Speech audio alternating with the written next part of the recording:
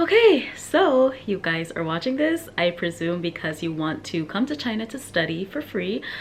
And I know, there's a million and one websites out there like giving you guys information, which is always a good thing, but it's a lot. It's a lot. So I just want to make this video as concise for you guys so that like you can just refer back to this if you have any questions. Also, I do have an Instagram. It will be linked down below, and always feel free to go there and ask me any questions about the process. I might take a while to get back to you, let's be real, because I have so many DMs from people who aren't following me, but I have a lot of DMs from people asking me about scholarships and all of that, and I really just try to answer them all. But from the look of things, I think I'm just gonna get all of the questions answered in this video. So first things first, no, you do not need to know Chinese before coming to China. I know that people may be thinking, okay, people in China speak Chinese. Do I need to know Chinese before coming here? No, you don't. Instead, you will have to do an extra year of studying an intensive Chinese course before actually starting your degree. After, you'll have to take an exam, and if you pass, you get to go ahead and study your degree. So I know the first thing I am gonna attack is the money aspect of things, because I don't know about you guys, but I love money. I love to make money, and I love talking about money. So I know you guys are probably like, how much am I getting paid? For undergraduate, you will get 2,500 Chinese yuan. For graduates, you will get 3,000 Chinese yuan, and for postgraduates, you will get 3,500 Chinese yuan. So that money, you get it every single month. I must note that it is definitely up to you if that money is enough for you or not. I will always say that if you can have parents that can still help you out, that would be very great, because it is illegal to work here in China. So if you try to go get a job and you're caught by the police, you will be deported, and that is not cute. You can do an internship, but that's only for 6 months, a paid internship. So I think for your degree or something, for my bachelor's degree, I was required to do a 6-month internship, and I was paid for that internship for only 6 months though. So yeah, in that case, you do have to get a, I always get this internship thing wrong. Is it an internship visa or a business visa? You have to get an internship visa in your passport. That way, if you ever run into any issues with the police, you can show them that and you have no problem. So that is the only way that you can make money, I guess. I don't know if you're like an Instagrammer and you have like online sources of income, that's no problem, I guess. But like going to your job every single day, you don't have the documentation for it, you are asking for a quick deportation right out of China. What are the two types of scholarships? Because there are two types, there are actually 3 types. There's type A, B, and C, but I'm only going to talk about type A and B because those are the 2 types that people usually go through. So what's the difference between type A and type B?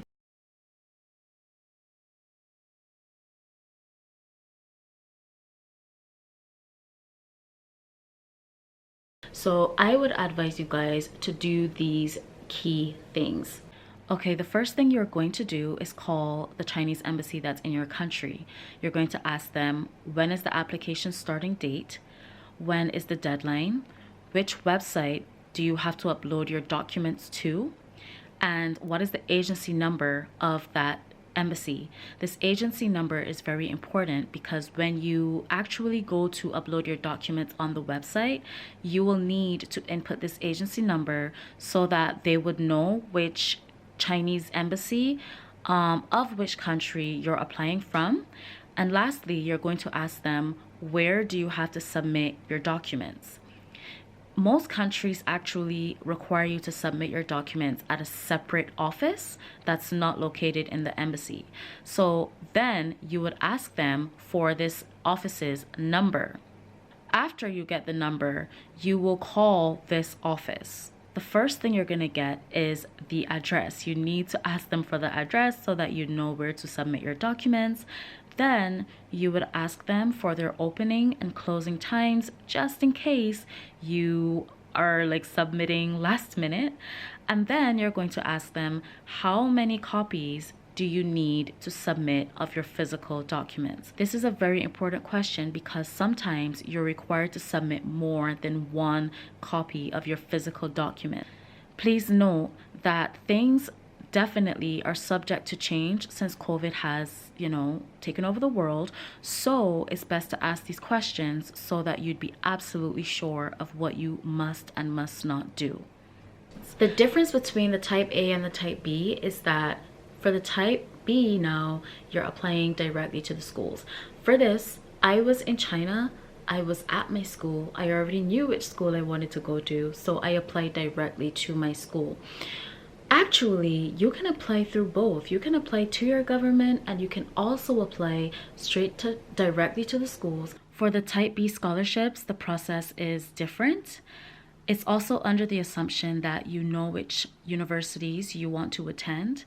And I'm sure that each university on their website, they will have contact information with numbers and emails. Whichever method you choose to contact them, it's completely up to you. These questions you will ask regardless of whichever method you choose. You will ask for the application starting date, the deadline, the application website for CSC, and the application website for the school.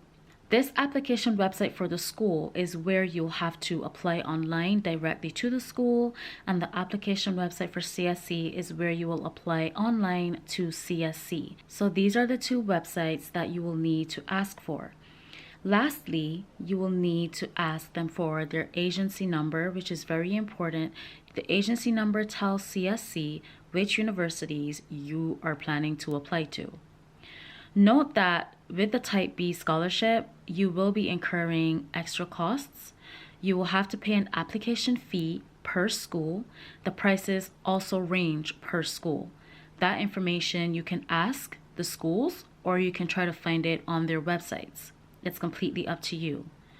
Also, in addition to applying online, you may need to send these documents, the physical documents, directly to your universities of choice.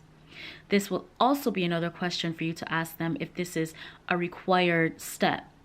Because of COVID, a lot of universities last year didn't ask for this step to be done, but I cannot speak for what it is this year and what all of the schools are doing. So you must ask every school that you're planning to apply to if this is a necessary step. In my description box, I have put the 3 websites I said earlier, which will be the only websites you'll need to look at. You're gonna go to website number 2 and you're going to create an account there. This is the application website for CSC and it is number 2 in my description box. So you will go to this website and you will create an account. As you can see here, the button is in the upper hand corner of the screen.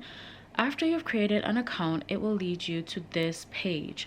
This page first gives a brief introduction of the different category types of the scholarship. As I didn't address the type C before, you can feel free to read up about it here. And if you feel that you may be a good fit for it, you can do additional research. It also talks about the application process that you must follow on this website. So it's very informative, so you should definitely read through this and then you will click the application online button at the top. This website does follow an order, meaning you must first input your personal details before you can select which application type you want to do. So after you've inputted your details, then you would choose if you want to do the type A, type B, or type C scholarship. Then you will upload all those documents. After that, you will have to download that application form. It is important to download it because you'll have to print it out. If your embassy requires you to send it directly to them, you'll have to send this form directly to them. Also, if you're applying directly to the schools, as I said before, most likely the school will also have their own individual website where you must apply directly to the school. So in that website, 10 out of 10, they'll have a section that you need to upload the CSC form. Yes, stating that you actually want to be under the CSC scholarship. So you will upload this particular document that you've created here on the CSC website, and then if they also require you to send in physical copies, then you'll have to send this form along with the personal form that you have filled into the school's website and send it off to them. You're gonna need these documents: a passport size photo, scanned copy of your passport, your highest obtained transcripts. If you're applying for an undergraduate degree, you'll need to give in your if you're applying for a graduate, you'll need to submit your undergraduate transcripts. If you're applying for your undergraduate, you'll need to submit your high school transcripts or your college transcripts. Basically the last transcripts that you got, your foreign physical examination form. When you go to apply, they will have like a button or something there for you to download the physical foreign examination form. And you download it and you print it out and you carry it to your doctor. The doctor will do all the things that they need, and of course you'll have to pay out of pocket for that one. This part is the part that I think everyone hates in general, even applying to other universities. I know I freaking hate it. It's a study plan or a research paper. A research plan. Not a research paper, a research plan. I think the study paper is 400 words and the research plan is 800. I'm not sure about this research plan, but the study plan is 400 words. For the research plan, I think on the first page they will tell you what you need to do, but because I've never done that, I'm not going to speak on that, but just know that's an option for one of the two things you could choose. In that study plan, you have to write kind of an essay about why you want the scholarship, what you're gonna do with that scholarship, how it's gonna benefit you, all that stuff. After your study plan or your research plan, you will also have a section that is not required, but it's listed other documents where you can submit previously published papers or previously published articles or previously published literature, artwork, all that stuff. Again, it's not required. I never submitted anything there because I've never done anything of the sort. So don't feel pressured like, oh my gosh, if I don't do it, I won't get it. No, there's many people who have never submitted anything in those sections, but it can strengthen your chances. So there is another way for you guys to get like scholarships and stuff, and that is through going through different agencies. I have never tried agencies before. I have seen many agencies advertising their services. I nearly worked with an agency for my master's because I really didn't think I could get my master's like that. I would say that it's up to you. It's definitely up to you. I think when you go and you research for agencies for Chinese scholarships, you're gonna find a lot. I don't have any recommendations because I've never worked with any of them, but I pray that you work with one that's valid. There are some agencies out there that will just take your money and then they would run with it. They wouldn't do what they're supposed to do.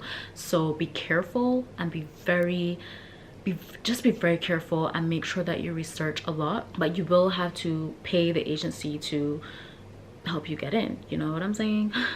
So yeah, you can feel free to read about the other Type C scholarship, which will be on one of those 3 websites. Go through them, read them thoroughly, and get information about them.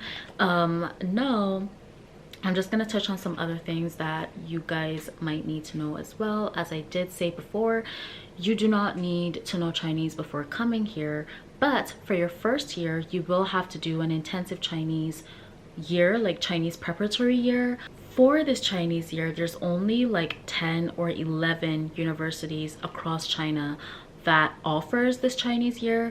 So your chances may be that you got into this university to actually study your degree, but they will send you to another university first that might not even be in the same province that you're studying in.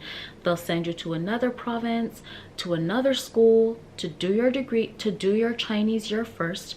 And if you pass that Chinese year, then you'll go to another province and go to your original school that you got admitted to. It's that simple. Yes, so if you do get submitted to a Chinese course, you will 10 out of 10 have to do a Chinese year if you don't know Chinese. Plane tickets, you'll have to pay for your own plane ticket coming here and back. Some countries do include plane tickets in their scholarships packages, but you can consult with your government or your embassy about that and figure it out. But now you know that that's another question to ask. I think that China may reopen for foreigners to come maybe next semester.